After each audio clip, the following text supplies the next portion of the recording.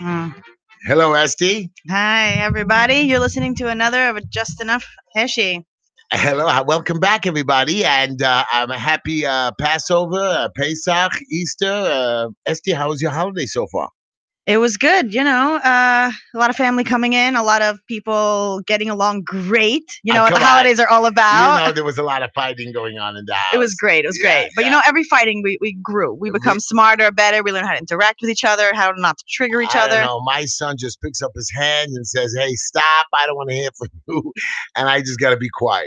That's it? That's it. Wow. Did you tell him the same? Like, fine, if I'm quiet, you be quiet? No. And then my daughter-in-law came over to me at the end. He says, "Well, we see that you're growing, but you still have to learn how to, treat us a little more like ladies, Really? Yeah. What, they know how to act, they're healthier? I mean, most people are not I mean, if you're in a place where people are, let's say, 5% healthy, they end up marrying that same 5% healthy. You don't find healthier people than I you. don't know how to, not joke around with them. Like I used to joke around with my boys. I have to be more delicate with the girls.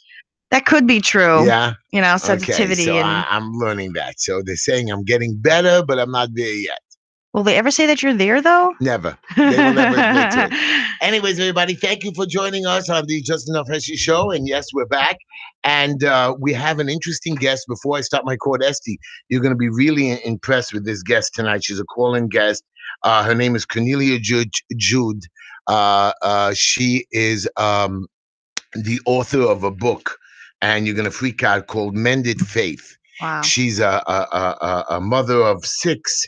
She's an entrepreneur. I'm going to introduce her again. She had some serious issues in her younger years of abuse, physically, sexually, and all of that. And she's going to teach us or tell us, this is something for you, how to get better or how to. Yeah. I want you to talk to her, because I want to hear her tricks, her tools. Because I don't believe a minute of it, because I can't get better. Well, I'm sure she went to lots of therapy, which most people are not pro. You can't get better without therapy. Esty, I'm going to start by telling everybody about Chamula Jewelers. You should go visit their location at 944 Kings Highway. Yeah, they're open on the Kalamod, Pesach, and Easter holidays, and they're located at 944 Kings Highway, 718-336-1980. Chamula Jewelers, a family-owned business for over 40 years, specializing in diamond engagement rings, eternity bands, which you and me already know what they are. Mm-hmm. For people who are not male and female. No. Not specifically. Not specifically. They're a bond that doesn't equal marriage. It just means togetherness. Okay. Hey, you don't have to have the script that someone told you to be married. I got you. Whatever does it. Well, it doesn't work like that in religion, but okay, fine. And they also have diamond jewelry. Or you can bring your old jewelry and they can redesign it, freshen it up, and have it a new look. Chamula Jewelers, they make your jewelry sparkle. Visit them today at 944 Kings Highway, or call them at 718-336-1980.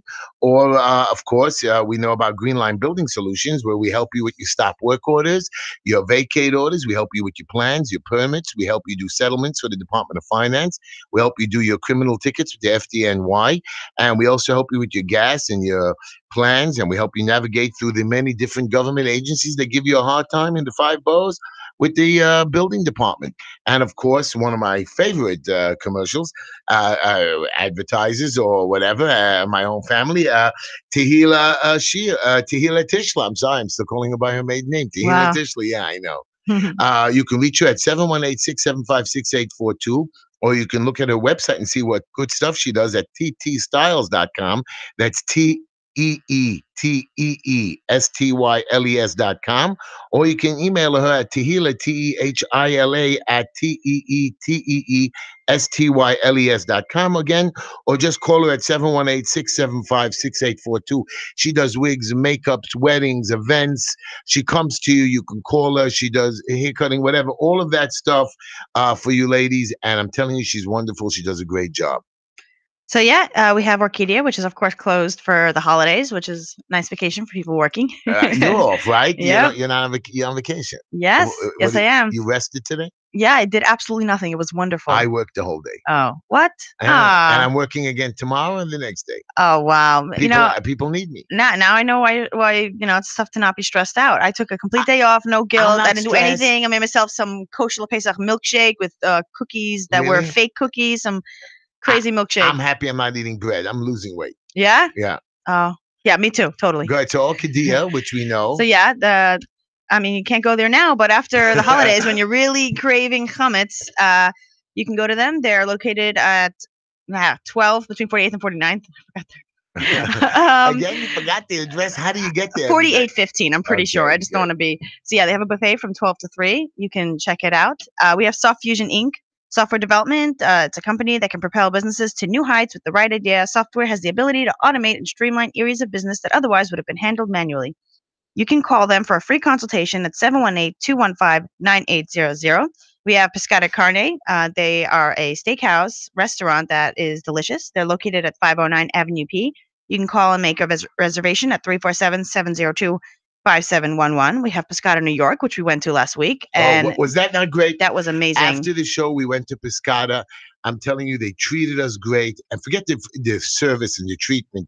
The food the food melted in your mouth?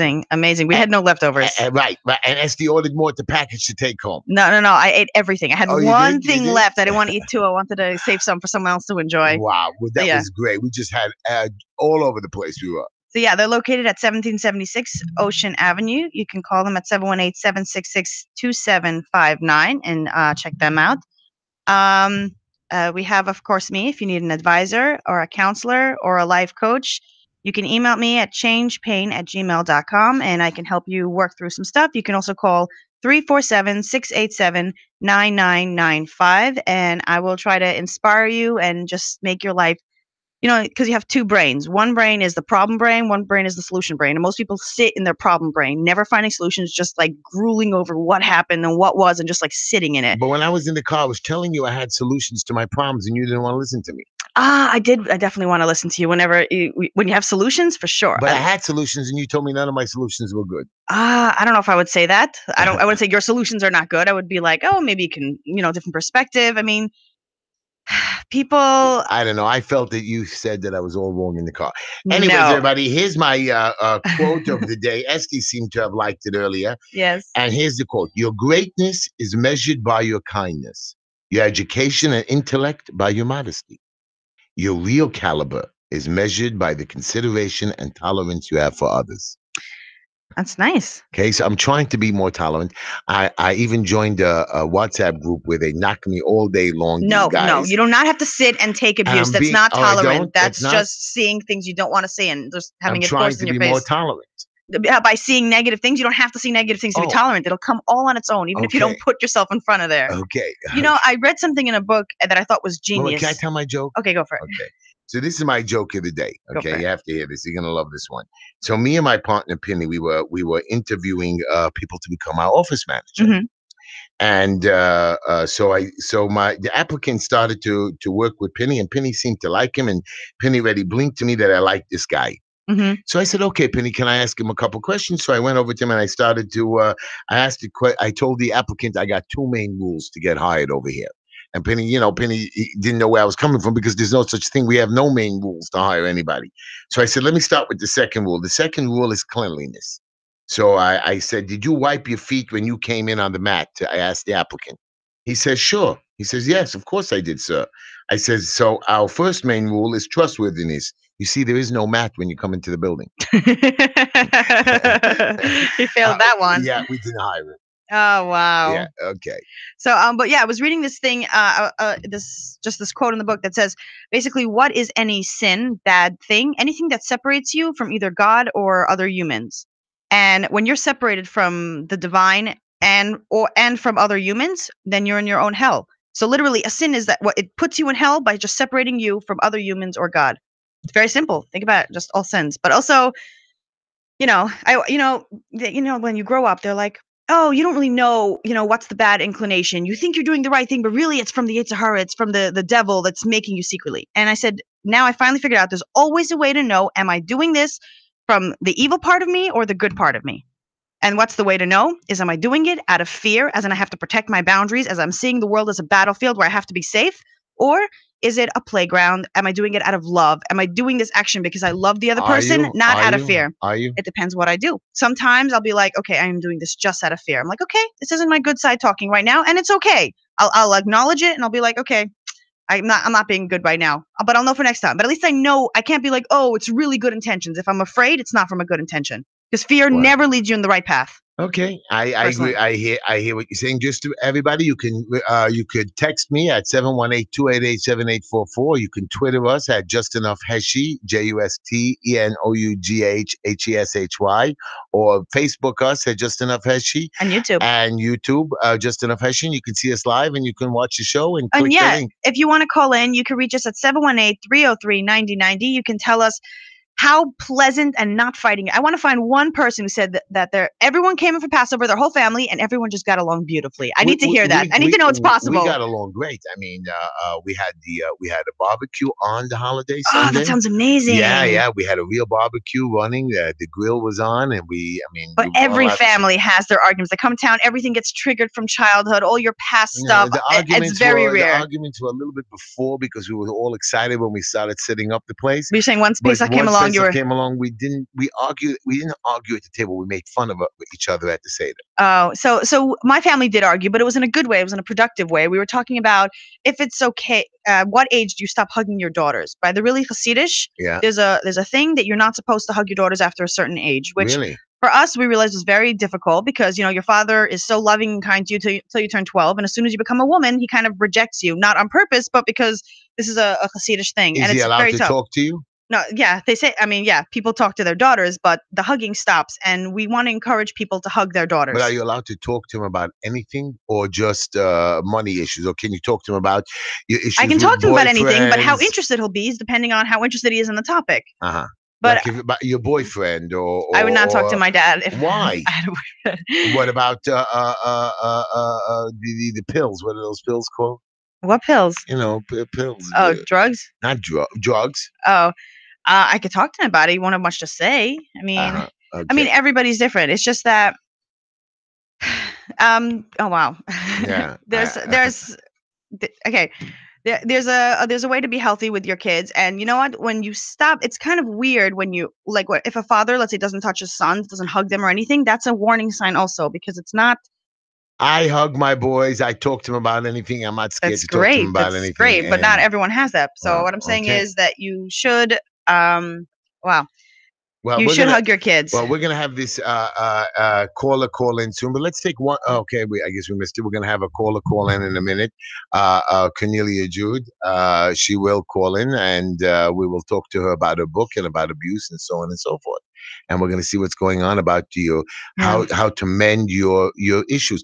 But before she calls it, I want to ask you something. Okay, I was reading the paper before the holiday, and I saw an article of our ex councilman, our past councilman, Greenfeld, holding a box of matzahs with our new councilman Yeager and some other politicians. Now, I didn't see them handing it to the poor. I just saw them taking a picture with a box of matzahs in their hand. Oh, look what we did. We raised the money. Where were you till now? How come I didn't know about it till it hit the newspaper? You handed out all these boxes. To who did you hand them out to? Show us pictures. But you know what? They put it in the paper for an advertisement. Do they have to prove anything to us? It's not even proving the point. They were smiling, holding one box of matzahs when I didn't even see them handing them out. Did they load the trucks? Did they not load the trucks? And what was it? Greenfeld's politicians? And I'm disappointed with our councilman. Did you set up a program? Is there anything they could do that you won't be disappointed in them? And you know what? I'm very upset about the park. Did you drive around Borough Park before the holiday? I couldn't go from one block to the next. It's just getting worse and worse. And I was promised over the last few months that somebody will come up with an issue. And then today we went to the park, and portions of the park are closed because it's still not ready. I mean, come on, man. Things are just not getting done. Things and you want take me time. not to complain? And you want me not to complain? No, because there's a system in place, everything takes longer. We have to cut out systems and have one guy who can go through the red tape and just, that would be better off. Well, that's what Cuomo is doing. Our governor, he's putting some kind of a monitor in to watch the New York City Housing Authority. That it's so terrible. 400,000 people live in this New York City housing community, NYCHA. It's like these houses where the low-income people can live there. And 3/4 of the people didn't have heat and hot water over the winter. Wow. At certain times. And he's putting somebody into monitor because it's being run sloppily. Wow. My sister, she was randomly telling me about this black guy that he went to people from the KKK, and he wanted to prove that they're not racist. So very slowly, first he just said one word to them, then he started he helped them with their groceries. He was very nice to them. And over time, these people were like, I don't know why I'm a KK member, because they just didn't understand, because we're just afraid of what we don't know. So that they were great, just with him, even though he was black, because simply they got to know them, which means we fear what we don't know. And as soon as you meet the thing that you fear, you realize there's nothing to be afraid of, and these people dropped out. You're telling me that a KKK members took off his hat as soon as this black guy was slowly like seeped into his life, not all at once, and he was like, "Hey, this guy seems fine. What am I hating on?" Where was this? It was New York, or was it in mid? It doesn't matter where. That means that we can change people. All I gotta do is find people who hate Jews, pretend to not be Jewish, be their friend, and then be like, "Hey, I'm Jewish. Do you hate me?" And then they'll have to stop hating Jews. It'd be great. What do you mean we can make change? People just are afraid of things they don't know. Also about people joining groups. Oh, wow. People joining groups to prove something, to be a part of something, to just not be alone. So there's so let's say for the guns, I know we've been talking about that a lot. There are people like who are saying, we need to ban fully semi-automatic weapons, and it's not possible to have a fully semi-automatic. That's contradictory. But they don't know what they're fighting for. Someone has a stance, they go with the stance, and they're just like, oh, now I believe in this, and let's fight everybody who disagrees, even though they don't even have the information of their side. I was in my restaurant, and there was this little girl. She was saying how they're Bubiv, and Bubiv split up, and they were saying how we're the right ones, we're the 45th Street one. The courts even gave us the name. And I'm thinking, why are they putting this 15-year-old to identify with this as a problem or as like a thing that already she has an identity of, oh, we're the good guys, they're the bad guys. Anything to identify like with a group and then have a cause to fight against. I mean, there's no reason that she should be in this, to have this stance. Like, why? She's 15. What does she need to know about this? Why would her parents involve her in these politics? And now she gets to be the good guy, and she has an enemy now. And it's like, why demonize anyone? Why teach this so young? I got you. People just want to be part of a group and have someone to hate, which is not cool. Well, we have the caller, Connie Judy's, Cornelia Judy's calling him, but we call her Connie. And I also, after her, I want to talk about Rubashkin. You remember Rubashkin? Yeah. The guy who was in jail. Some crazy article in the Jewish press. And I just was disgusted when she wrote it. I mean, you see the headline, and I want to talk to you about that. Okay. Because you're going to make fun of me. Esty, let's take the call. Let's take Connie on the phone. So yeah, you guys listening to the Just Enough Heshy show, you can call in at 718-303-9090. Hello, Ms. Jude, is that the way we say it?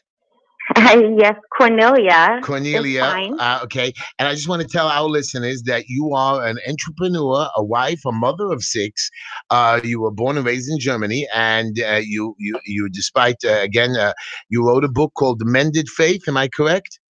Yes, sir. And I want you to explain it a little bit more. But despite enduring years of sexual and physical and mental abuse, which led to PTSD, and a lot of our listeners might not understand what that is, you've come to terms with it. You've made your life better, and you've grown. I mean, I'm very pessimistic about this because I know that a lot of stuff in my past still comes to haunt me. Things from 4 years ago that happened to me, things from 2 years ago, things from 20 years ago. And how you overcame this. This is something that we want to hear. Tell us a little bit about your book. Okay, so first tell us a little bit about yourself. Oh, okay. Well, you already kind of broke it all down. I live in Virginia. I moved here. I moved to California from Germany about 20 years ago. And I was stationed in California with my husband. He was in the Air Force and just recently retired. So, yay, that's really awesome for us. We now live in Virginia, and I have 2 children that are still in the house, and the other ones, they all moved out and have their own children now. Wow, beautiful, beautiful. I also married over, and so you tell us about the book then. Yeah, the book is about it's my life story. I was sexually abused the first time when I was 4. And then from the time I was 12 until I was 22. The ways that I dealt with that before was drugs, alcohol, cutting myself, try to commit suicide. So when I became pregnant and I had my daughter, I knew things have to change because, I was now responsible for this baby. So I went to therapy and rehab and, inpatient therapy, outpatient therapy, hours and hours and hours of therapy. And it always it helped. I would never say don't go see a therapist because it helped me. But Me they too. taught me how to keep my head above water. By the way, But they didn't help me how to swim. by the way, Connie, Esty is very much into therapy. Yeah, I'm 100% pro it. If we're a lot of people are born with broken tools, and any tools you can have to help you replace the old ones and deal with life better, I'm all for it. Yes, yes. So my thing was that with all this therapy and psychiatrists, all of that, I was addicted to Valium for a long time. And they, like I said, they helped me how to keep my head above water, but nobody was able to help me how to swim. And just like you don't know how to swim, you're just struggling to keep your head up. So how'd you I do would do it? good. Well, I turned to Christ. So you're telling me religion helped you, not it wasn't therapy, it wasn't your friends, but it was God that you found that made it better for you. Yes. Well, forgiveness. Forgiveness is what made it better for me. Forgiving, you forgave or they forgave you? No, I forgave my rapist. And may I ask who this abuser was? Well, it was my at the time my mom's boyfriend. Is he still out there doing this? Is he out there doing this? Yeah. Has he been stopped? How do you know he's not doing this to other people now? I don't know what he's doing. I don't know what he's doing. He is in Germany. I'm in the U.S. Oh, wow. I have no contact to that man. He has been reported to the police. Okay. I did everything that I could do. And Connie, what would you tell other young women? I mean, not that I have a problem with God, but what would you tell other young women to fight? I mean, you were hurt badly. I mean, you almost killed yourself. You were doing drugs, and how you came out of it is a powerful thing. You are something special. I mean, I look at women that have been abused and have fought back and raised families and have come back strong. You are heroes to me. And my question to you is tell me about other young girls that I've seen, young teenagers today that have committed suicide, that have failed in their way to get better. I have a young boy now on the street that just doesn't want to get better because he was abused and he is doing drugs and we don't know how to make him better. And we do talk to him about God, but God doesn't work for him. Also, why does it have to be organized faith? Can't it just be God without having to follow like a faith? I'm sorry. Can you repeat that, please? So, as I understand that you found Christianity as a religion. What about yes, I did. Just discovering God outside of a religion? Does a religion have to be a part of it, or can we maybe just have faith? No, you can just have faith. And, that has a lot to do with it. With me, like with mending my faith, I learned how to mend myself. I understood what's important. Like, I don't have to be inside of a church, but I can, I can read a Bible and take all the tools that I find in there. I deserve to be happy. I deserve to live a life. My children deserve a mother. My husband deserves a wife. And what was really, really important for me was that forgiving myself and forgiving my rapist, because I had a stronger bond with this man than with anybody else alive. The man was with me in my dreams, in the wind, in a smile, in a song. It doesn't matter what it was. He was there. And it was time that I will cut this bond off. And that was only possible for me with forgiveness. Wow. So can I ask you, what is your book? Tell us a little bit about your book. Does your book give you steps on how to get out of it? Does it say your story? What's it about? It is completely about my story. It goes all the way from when I was 4. It explains all of that. It explains how I fell for drugs and alcohol. And I mean, the first time I did LSD when I was 13. Oh my God. And so it was really, really bad. Like 2.5 years ago, like 10 vodka Red Bull was no problem for me at night. and I haven't had a drink now. It is in March. It was 2 years that I had a drink. Good for you. Good for you. Wow. Hey, but Connie, I want to ask you a question. And this is, don't get upset with this question, but what I've heard, and again, I'm not experienced in this, that when somebody is abused, they continue the abuse to the next generation. Is that true? Well, I didn't. I If you mean, don't I get abused help, that might myself. happen. Yes, that might happen. I mean, but I didn't turn, like, my thing was that I'm so overprotective of my children, which I'm not always sure that that was always the right thing. You know, I was overprotective with everything Oh wow. when it comes to my children. And And, you know, you got to have faith in that, or they'll have your experience with them of being afraid of the world because you're so overprotective, right? So you have to like, that's right. That's and they right. take it with them, right? You know, it is. We take a lot of the issues from our parents. We take it on to us. You know, like if I think, oh, if my parents We didn't do. have a good life, I can't have a good life. It might make them feel bad, or maybe it's not Right. possible. We take on stuff. How do I get a copy of your book or ebook or of Mended Faith? You can get a book of Mended Faith right now on my website, which is mendedfaith.com. May 1st will be the release of the ebook, and then it'll be on Amazon Oh wow. for Kindle, Nook.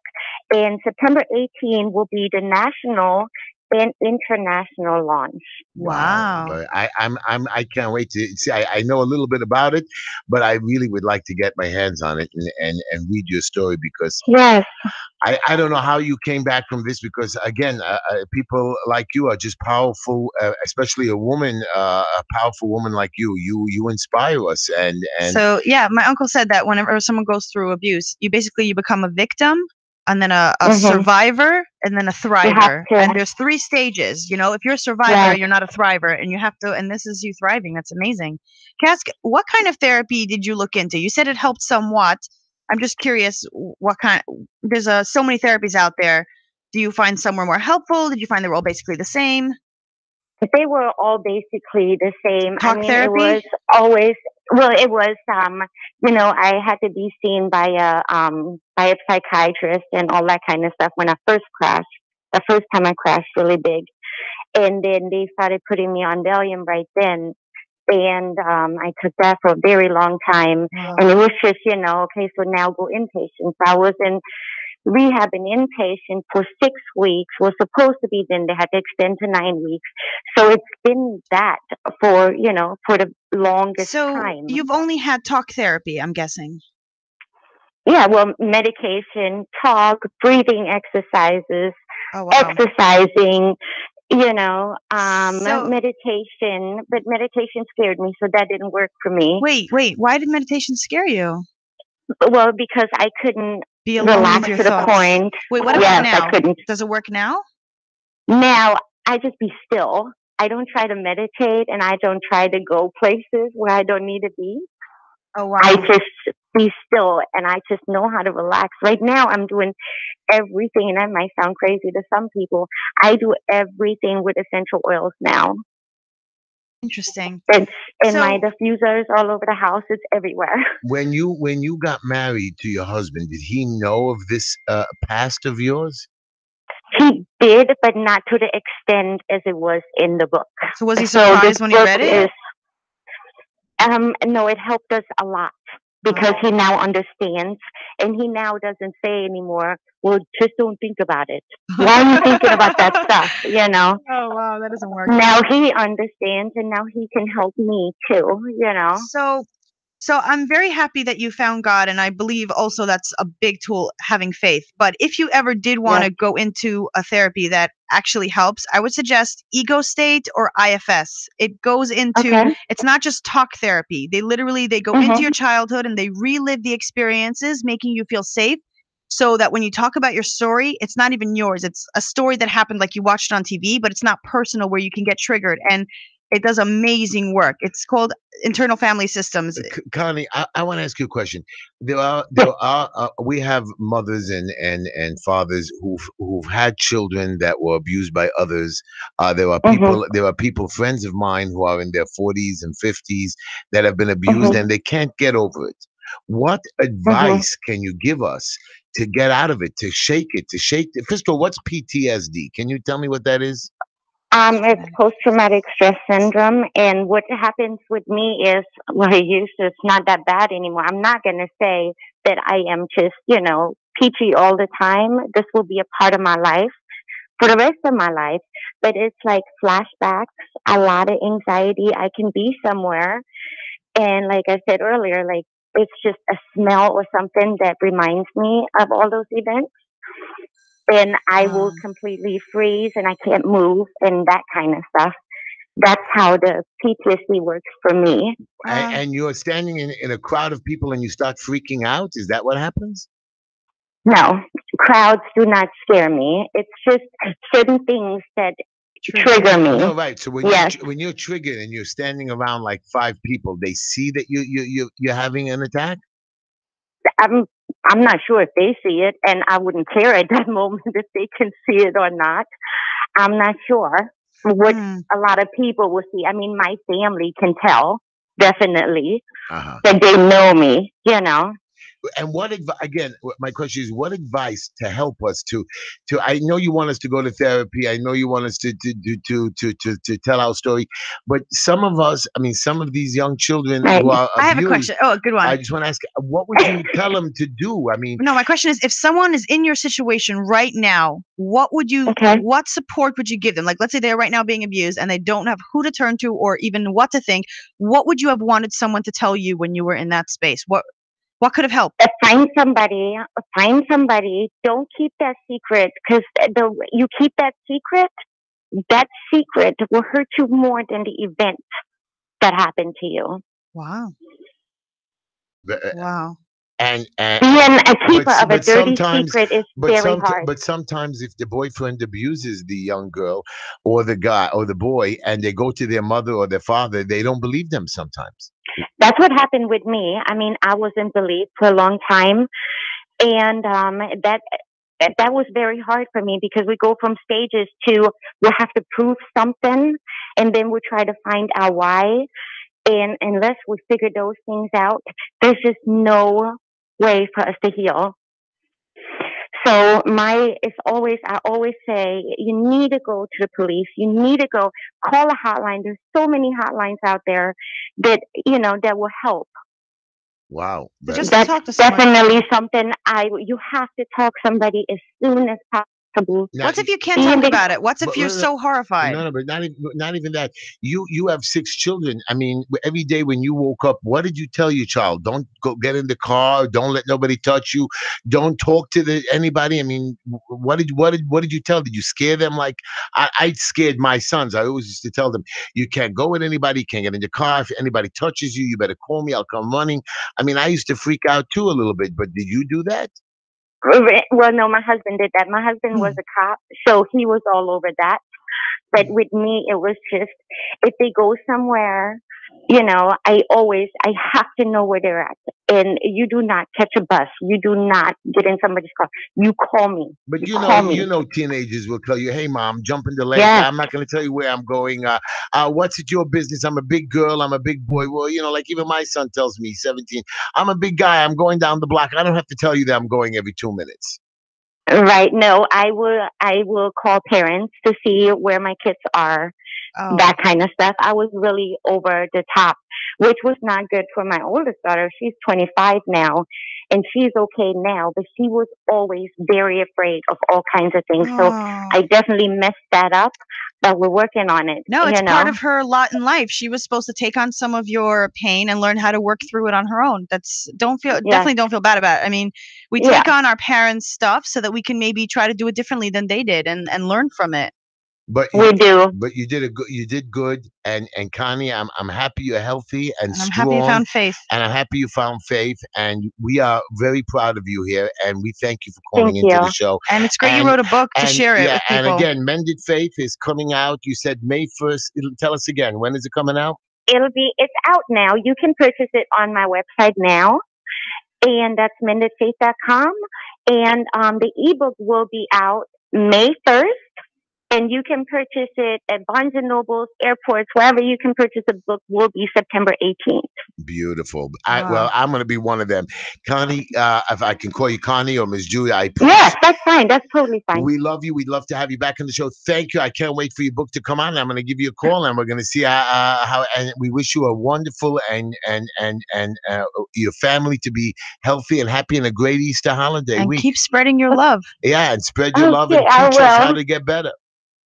Thank you so much for having me. You guys have a good night. Good night, Connie. Thank you so much. What a powerful woman. Wow. Esty, what do you say? What do you say, Esty? So I'm thinking, right, how she was saying how they need to tell someone. And I'm thinking, when you're in a situation where you're being abused, you don't think you have value. You don't think anyone will listen. You're so devalued that you don't even think people want to hear. And it's tough. But I was thinking hotlines are great. It's anonymous. You can talk to anybody. It's not an issue at all. Now, Esty, I'm not going to get upset with you, but you told me, and this is what you told our radio audience a couple weeks ago, that if you're being abused, even sexually abused, like in a workplace, you like letting it happen. What? I've never said that. You said Where are you getting that? That's what I thought you said. You said, like, if they wanted it stopped, you could have stopped it, and they didn't stop it. I don't know exactly what you're referencing, but when you're telling me at the workplace if somebody sexually harasses you, what do you do? I mean, you let it happen, or you it depends. Like at my work, they don't speak my language, so it's very tough for me to tell them, "Hey, please never touch me." They'll be like, "Oh, a pat on the back, whatever," which isn't sexual, but it could be bothersome. But I don't know how to tell it to them without them getting insulted, which is another issue. I should not care about them getting insulted. I should talk about my boundaries and what's important to me, even if they get hurt. But you let them get away with it. I try not to, and I just try to avoid them altogether. I try not to be too close to them so they don't have any excuse, which is not the healthy way. The healthy way would be like, "Hi, no, that's it." But a lot of these that's why Shomer is so great. Just telling people your Shomer is helpful. A lot of these movie stars that are complaining about Weinstein and Cosby and all that, so they allowed themselves to go into their houses or their apartments. So most people do not have boundaries. Most people are like, "Oh, I feel bad about this, but I don't want to make the other person feel bad, so I'm going to make myself feel bad instead of them." We have such a problem letting people down and hurting other people that we don't care about ourselves. So the person who is sexually harassed in that case or abused deserves it? No, they just don't think they have another choice. They're trapped. They don't know what else to do. But that's why learning healthy boundaries is the most important thing you can do. Was it consensual or not consensual? No, it was definitely not consensual. But you just told me that that they let him do it. They didn't stop it. They didn't want it, but they didn't stop it. Make up your mind. If they're not healthy enough to stop it, then they didn't stop it. Could they have stopped it? Maybe. So I don't know for sure. Are they allowed to complain about it many years later? I don't think complaining does anything. By the way, I was going to say also, I'm afraid that she's identifying with this incident that happened to her, and she's going to take it with her for the rest of her life. And I was like, no, but that's not good. Don't identify, "Hey, I'm a victim that went through this." No, I'm someone that went through this, and this isn't who I am. This is just a minor thing that happened. Not that it was minor, but it doesn't help to identify like, "Oh, I am a person that this happens to." No, you say, "This is not something that happens to me. This is something that has happened. It's over. I am now a thriver, and I am managing in my society." Wow, like it's not. It's pretty easy to say, but it's not as easy to do. I know. I have a lot of things in my past that I can't get over, even though I do thrive and I do continue on my life, but I still have it in the back of my head. I know it'd be great for it all to get out, and any of it getting. You have to. And what you're saying out therapy. So I dispute 9 out of 10 therapists. I think they just sit there, let you talk, and that's not good therapy. That you have to, it is the best therapy that's out there is so limited. So I'm very pro IFS right now. It's the newest therapy that I know. What is IFS? It's called internal family systems. What they basically do is you have a bunch of people in your head and they talk to like, "Oh, little child in me that like is scared. Why are you scared? What are you afraid of?" They literally delve into your kishkis and they get it all out. Wow. But there's only 3 IFS therapists in the entire New York. One is fully booked, one is $300 an hour, and there's one that you can maybe go to, which means the best therapy, there's only 3. We cannot support the population. Are they licensed? Yeah. They have to be licensed. Yeah, they have to be licensed in internal family systems system. So the thing is that but most of the therapists today's day, I think all of them have to either go back to school or quit their practice because talk therapy does not do enough. Our show is Just Enough Heshy Show. You can watch us on the YouTube at Just Enough Heshy. Click the link on the Facebook, Just Enough Heshy, or Twitter, Just Enough Heshy. You can text me, which people have been doing left and right, and they're not happy with the questions that I've asked. Why? I don't know. Read it. What did they say? One is saying that, why did she allow the abuse to continue all those years? Because you don't think think that you can have. Okay, by the way, I can tell you. Did her mother really? Another one. Did her mother really not believe her? We hear what we want to hear. We see what we want to see. And you can't blame the mother either. She didn't know better. How would you like it if they're like, oh, hey, yeah, this person is actually not attracted to you. He's attracted to your daughter. How would you take it? It's messed up. Okay. Anyways, our show is being brought to you by Chamula Jewelers, located at 944 Kings Highway, 718-336-1980. Again, they're family-owned business for over 40 years, and they have the engagement rings, the eternity bands, and the diamond jewelry, and they do a lot of other jewelry things. Go into their store at 944 Kings Highway. Of course, we have Green Line Building Solutions that help you with your plans, your permits, your architectural problems, your engineering problems, your violations, your ECB violations. That means when the city comes around and for just instead of issuing you 1 violation, issues you 10 violations. You know, I had a guy who got a violation for building a pigeon coop. Is that not allowed? It's not. I thought it was allowed, a pigeon coop. So these guys we help you fight the city on the technicalities, on their crazinesses. We help you navigate the system. We help you with your closings with these violations or old open jobs. A lot of you guys understand that.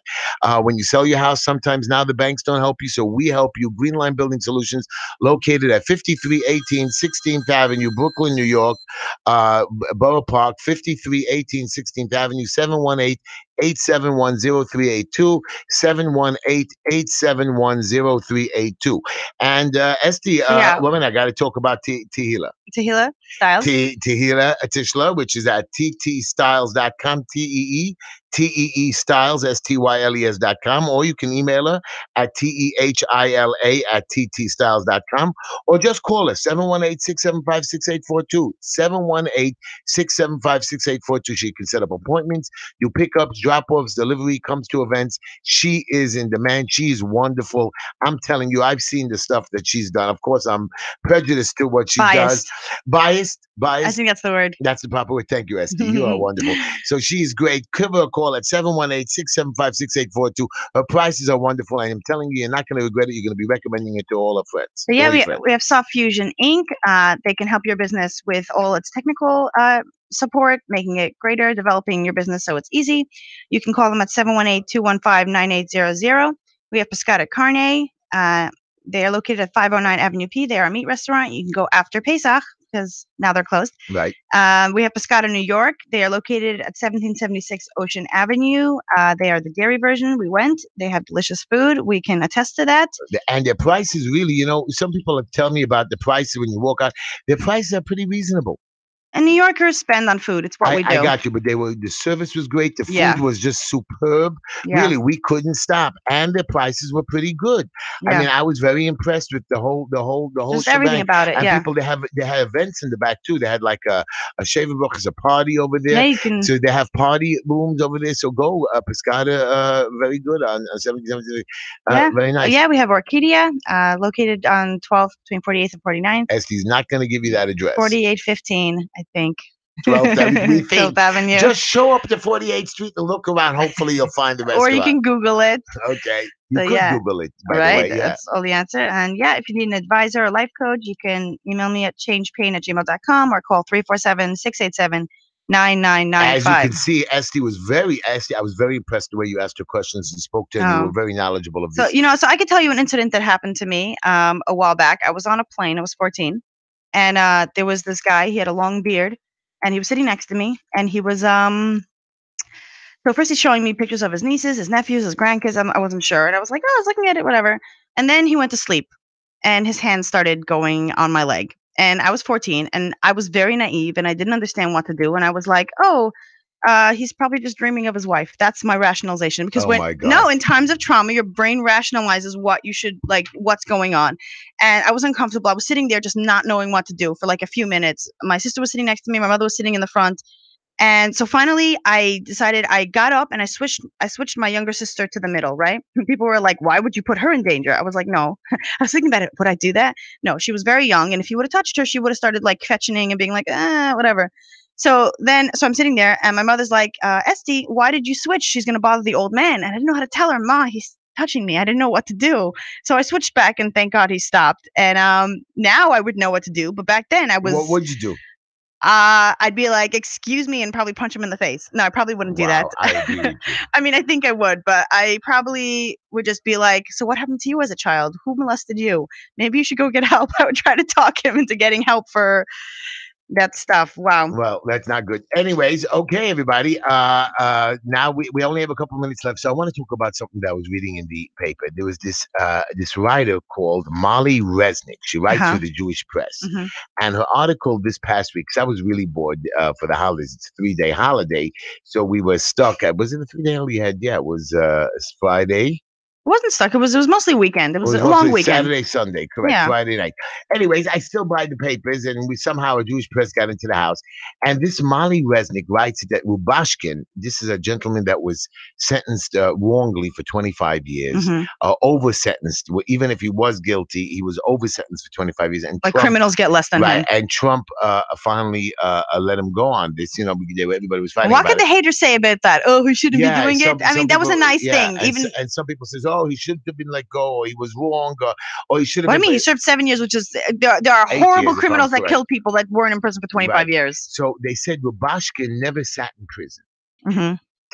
So she goes on to say, and this is something that I don't even agree to, that the man, his body was there, but his mind wasn't there, that he was with God at all times. Come on, please.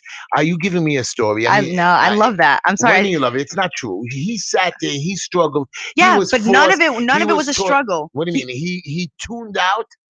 Tuned out. Yep. He had faith, and he was like, God, I'm with you. Every one of my experiences are important. I'm going to sit here and experience it. I don't believe for a minute that he believed he was getting out of. Really? I don't believe it for a minute.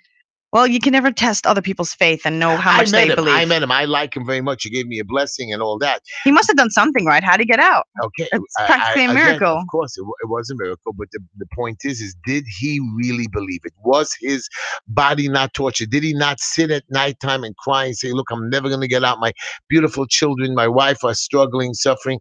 I mean, she writes this Imagine article. He had faith all that time. That would be beautiful. He said, she said, you will never hear Shalom Mordechai Rubashkin say I was in prison, because he never really was. Yes, his body was in various jails for 8.5 years, but his neshama never did. I'm sorry, but prison is a great time to reflect about your life. Are you crazy? To read, to get knowledgeable. You can work out. Prison, it's not like prison back in the olden days. There was a lot to do there. You can become educated. You can get go to prison for a week. You'll be coming home crying like a little. You think so? I promise you so. Prison is not easy. Even the camps. I never said no. What's the point? The point is that nobody likes being trapped. But if you had to be in a room with a gym and a bookcase, and you weren't in prison, but you were just there because, let's say, everything else is flooded, they turn over your stuff, or they put you in a hole, or if you're in a bad prison, they can stab you or rob you. But he wasn't in a bad prison. Okay, he was pretty much. He was in a medium prison where they controlled his things, and they did give him a hard time many times, to what I understood. Him and his friend. Maybe he just didn't take it in and kept having faith. So finally, when he had faith, he got released. Yeah. What bothers you? That you can have anything you want, that God can intervene? Which part bothers you? That he had faith? That's great. Not that he had faith, but you gave me an answer that why wasn't he released after the first day? What was the 8.5 year number? Maybe it was an experience he had to go through. He had to know what it's like to be in prison to fully appreciate being free. Maybe we don't know. But believe me, there's no way he didn't grow in that prison. Because everything in life that happens to you was there for you to grow. And you always do. They say a lot of people who come out of prison commit the crimes or go back again, or I don't think he's doing that. Like 50% or 60%. Well, I don't believe Mr. Rubashkin is doing that. Don't get me wrong. Well, most people who go to prison, they never learn to be better. That's why I hate the prison system, and I want to own a prison, because I want to make a prison that's so amazing that when people go in, when they leave, they are healthier than when they came in. People will want to go to prison just to get the therapy I give them. Until every prison has to be that level. Or there are private prisons in California. But private prisons are not better. They're not teaching them better skills. Private prison just means that someone's making money off of them, which is horrible. How could you make money off of people suffering? Like, a doctor isn't making money off people suffering, but like pharmaceutical companies where they push pills and whatever. No, the insurance companies, they make money off of people suffering, which is horrible. If someone's suffering, nobody should be getting paid. because to profit from that, all your money's always tainted. Well, we're coming down to the end of the show, SD, and you brought up something to me earlier about guns. You told me that your brother said that. Yeah, that basically fully automatic. People say, well, we're very against fully semi-automatic guns, which makes no sense. It's either fully automatic or it's semi-automatic. And most of the people who are fighting for no guns don't even know what they are or what they're fighting for. They're just like, hey, someone has an opinion. Let me just stick to that side and be right. Everyone just wants to be right. If you listen to every conversation with anyone, there's always who's going to be correct in this conversation more than what they're actually talking about. But I believe they're right. No guns, zero guns. Really? Because you know that all the guns that have killed people were not legal guns. They were illegal ones. The legal ones, I'm not saying every single one, but a good majority, the guns that were being used to kill people were not the legal ones. The legal ones is what saved those people. But the guns, when they're originally made, they're legal. They're sold to somebody. They're created by the gun company. So they were legal at one point. No, they could be getting it from out of the country. You're saying that the gun companies are secretly giving them to people without permits? That's very cool. I never even thought of that. I never thought of that either. That's very interesting. No, I'm saying somebody built a gun. There's a serial number on the gun. It came from a gun company. So that gun was created, sold to somebody. It wasn't just produced at the warehouse, left on the street and said, pick it up. Hey, guys, go shooting with it. Somebody had that gun. So you're telling me illegal? They stole the gun? How many hundreds and thousands of guns are stolen? No, I don't know. Maybe it's getting smuggled in, but because there's a lot of guns without permits that are out there. They have untraceable ones, no? I got you. So I believe that all guns should stop.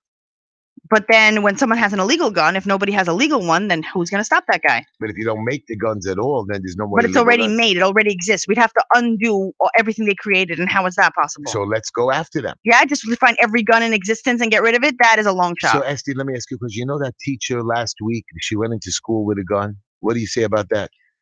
It was a legal gun in her pocketbook, and she had a carrying permit. And what, did she get fired?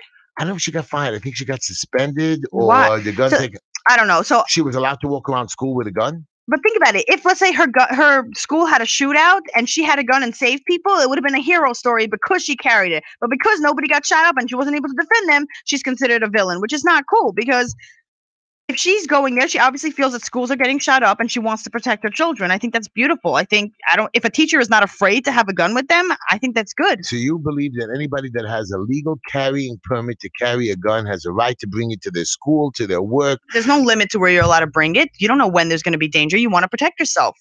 Everyone should have the right to feel safe. And if this makes them feel safe, you know, it'd be great if they can make guns with a specific fingerprint so that only the person who's doing it can use it. That would be genius. I'm sure there is. There are guns. There probably is. Because then if she brought it to school and they're afraid the kids are going to play with it, it won't matter because it can only go off with her fingerprint. And you're telling me there can never be a mistake? There could be a mistake, but it'll be better than it is now. Okay. Just like those automatic cars. Yeah, soon. I'm afraid Uber is going to go out of business or something. Why? Uber's the one that's working on those. But again, there was an accident and somebody died with one of those automatic cars. What? When? They're out? Since when? They were testing it in California. And the tester behind the wheel was not paying attention. Not that she had to, because it's automatic car. And somebody stepped in front of the car and the car malfunctioned. And instead of stopping, it hit the person and killed the person. Oh my gosh. And they had somebody to watch the car, something called a watcher or a tester. Yeah. And she wasn't paying attention either at the time. And boom, the video camera showed she wasn't paying it, and the person died. So again, this automatic car that had automatic fingerprints or whatever you said should have automatically stopped. Should have been a safer car. We're gonna get better at it. But you know, the car I have now, it brakes for me. Like I think I would have hit a car and it braked for me. I don't know for sure, but I do know when I'm driving, it turns the wheel for me. Or when I'm in traffic, it slows down, speeds up, slows down, speeds up. And when it's on cruise control, I don't have to put the brake down. So it's really, yes. I was like, can this be real? I was like taking my hands up to see, is this really gonna turn? Does it park for you too? I don't know. I think it has a button, but I never tried it. I'm still trying to figure out the car, but it's very cool. Like it tells me when to brake. It shows me a picture. We're getting safer and safer. That's for sure. You notice the least amount of people have died more than any time in the world. Okay, I don't know about any time in the world, but a large majority. The poor today's day was considered middle class back in the day. Things are getting better and better. We are learning. Less people are dying. Less people are starving. Well, that's America. What about Rwanda? What about the Middle East? What about? We're gonna get there. It's gonna take time, but people are out there saying, "Hey, we fixed us. Let's go on next." You have to first fix yourself before you can help others. So yes, in America, we're pretty great. We're pretty great. I And hear then from there's there on, starving. I hear there's starving people in the Midwest. I hear there's people. how is that possible? We have Medicaid, we have food stamps. If they're starving, then what is all this for? As food stamps should be just for starving people, not just for random, like for people who have less. But it's taking time, but it's gonna get all fixed. So you believe that the world will be a better place very soon? It already is. We can fly places in under 12 hours. Do you know what that is? Everything is better than it's ever been before. We are living in the best era ever. Everyone's like, oh, this is bad, and now we can kill people faster. Yeah, but we can produce people faster. The people will live happier. They'll be richer. I mean, everything is better than it's ever been. Wow. And all people see is the negative. And it's like, no, we are living in the best era. I cannot wait to die and come back in 200 years from now because it's going to be even better then. No, stop again. You want to die and come back? I mean, no one lives for forever. And I just hope I get to see the next era, even if it's in a different body, in a different mind. You believe in reincarnation? I believe in reincarnation. No. What? There's what do you mean? You think this is your first time here? Yeah. All your problems are from your past lives. You didn't fix it. You have to come down here to do it again. That's make believe. Nope. My issues also. We come down. So you are religious. So you believe in religion because that's what a religious. I believe in God. I don't know. Honestly, I believe in the Torah. I just think it's been so butchered since it came out that it's not really God anymore. What it's do you just humans. Butchered? Give me a story. Basically, anything that's not said with love doesn't seem like it's God. Anything that says, "Oh, thou shalt smite," those are the bad guys. That none of that is God. That's all human made. So if it's negative, it's not God. If it's positive, then it's God. So everything in the Torah that's like, "Oh, you have to do this or you're going to be stoned" or whatever, I don't believe in that. I only believe that only positive things come from God and everything negative is human made, because God just sees the world from loving eyes. But honestly, we're just his experiment. We're here to expand the universal consciousness of everyone. All of us came to grow. And you know how we fix the world? By just fixing ourselves. Okay. There's no problem outside of the world that we're supposed to be fixing. It's only in us. But we're always like, oh, I don't want to fix myself. It's so tough. Let me go and help everyone else. No. Fix yourself and the world's a better place. Because you know how many people you influence? Just your circle of friends, thousands of people. If you are kinder and nicer just one day, that makes those thousands of people happier for that one day. And it spreads. I don't know. I'm pretty kind and people are still at my. I want to tell you what happened at Passover. We were having Passover dinner, me and Linda, and the Seder. And Linda, we have a tradition during the Seder, which a lot of people have, that you take the matzah and you hide it. Oh, Daffy Coleman. Okay. And you hide it, and the little kids run around, and they go find it. And you give them a gift, right? Yeah. So Linda's telling me, listen, all our kids are grown up. We won't be hiding the Daffy Coleman, the matzah anymore. I says, don't worry about it, honey. We'll hide our vitamins from each other. So you've been listening to the Just Enough Heshy Show. Really, I'm so happy you guys joined us again for another show. I've had a great time, Esther. You were really great. The guest was great. Next week, I'm going to try to get somebody even more interesting you're going to freak out on. Yeah. And guys, when you have abuse, listen to what the young lady said on the phone. Try to forgive yourself. That's first, right?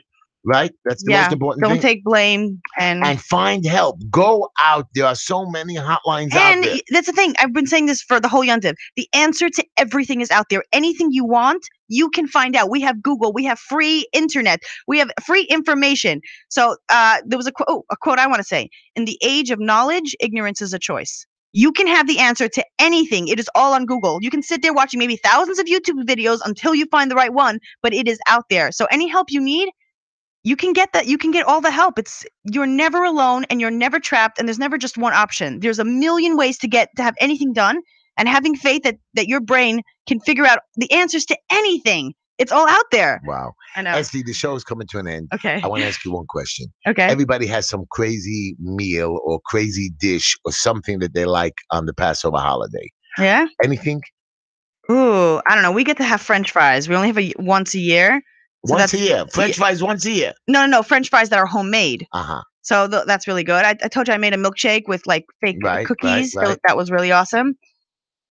We don't have any weird dishes. Why? Do you have a weird dish? No. My daughter-in-law's made some roasts, wonderful, and one of them did do. She made some kind of a soup with like sautéed or roasted. It was like a nice thick vegetarian soup for the main meal. Mm-hmm. I wish I would have known the whole dish. I'm embarrassed I'm not bringing it up, but it was wonderful. It was great, and I had a great time eating it. And she came over to me afterwards. You didn't eat everything. I said, yes, yes, I tasted. I had the fish and all of that stuff. So it was very good meals. I ate very well, and I enjoyed the Passover meals. Everybody, thank you for listening to the show. Thank you for listening to the Just Me and Esty. Yeah. We'll see you again. We'll be back next week, 9:00. Yeah, be compassionate to your family. I know everyone's in and it brings up all this old stuff, but just remember, everyone's just dealing with their own stuff. Have compassion and love. Everybody is you. There's no separation. You are wonderful. Esty, I'm now everyone. more into therapy after listening to this I'm young glad. lady. Thank you again, everybody. Good night. Yeah. Happy holidays. Take care.